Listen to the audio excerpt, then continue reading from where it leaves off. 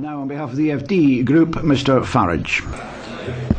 Thank you. I want to begin today on a happy note to remember that it is 20 years ago this very week that the United Kingdom, having been signed up by the Conservative government to the exchange rate mechanism, broke out of the exchange rate mechanism. It was a great liberation for us, and of course, once having been bitten, we didn't join the euro project, thank goodness.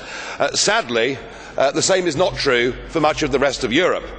And I thought, through the last 18 months or so, that the economic logic of why Britain left the ERM would apply, particularly to those Mediterranean countries, and I foresaw that actually those countries would leave the Eurozone, probably with Greece leaving this year.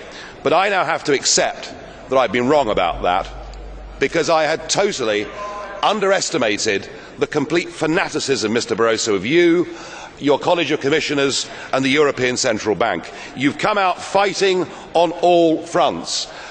Today you announced there's going to be a banking union, yet more centralised control, yet more regulation.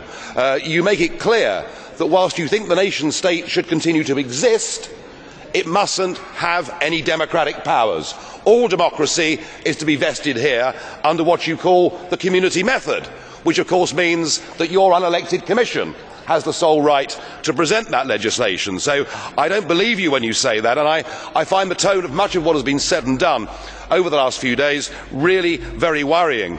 Mario Draghi, now known by some that believe in the euro as Super Mario, well, he showed us his big bazooka the other day. He upped the stakes, and he told us, and it's to me an odd concept, that he had unlimited money. Now, I don't think money grows on trees, and I think that money is limited to what the German, Dutch and Finnish taxpayers are prepared to put in. But he's made it clear his intention. He will fight to the last German taxpayer to keep the Mediterranean countries that should never have joined the euro in there.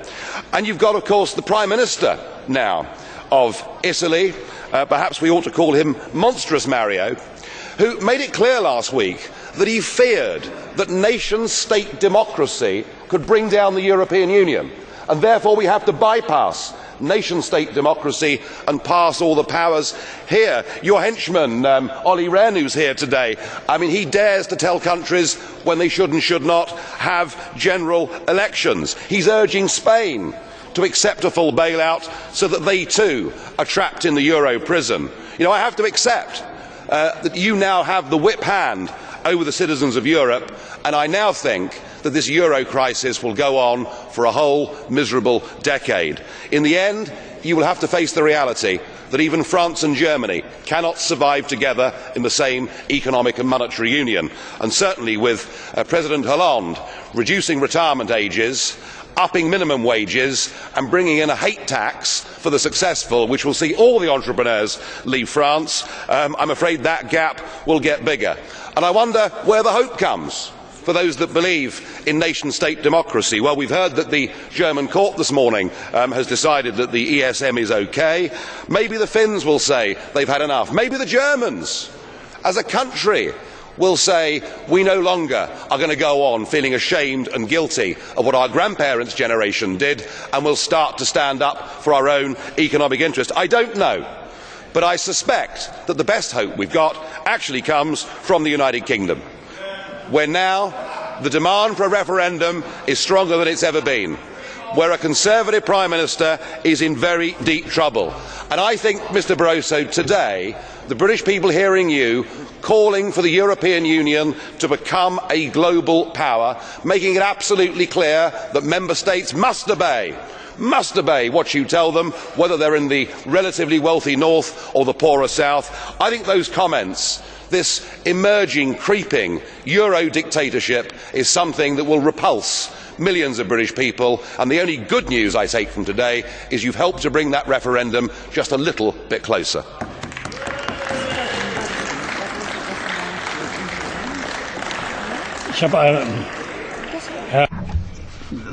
Mr. Farage, I have a question for you.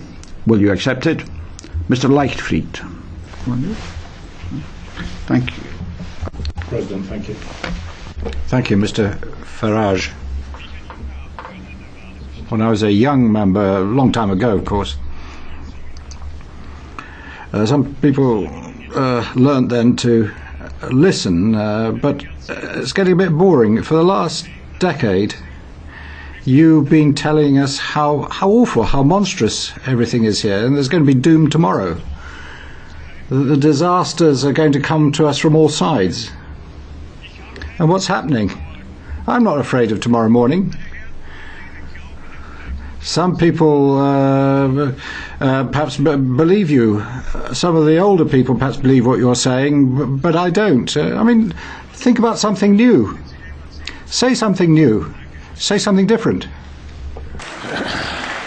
Well, I think the point about listening is a very good one. Very good one.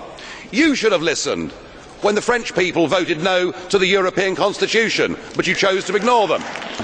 You should have listened when the Dutch, by a massive majority of 2-1, said no to the Constitution, but you didn't. You rebranded it as the Lisbon Treaty without conceding a single power. You bulldozed it through, and here this morning we hear talk of a new treaty and a new constitution.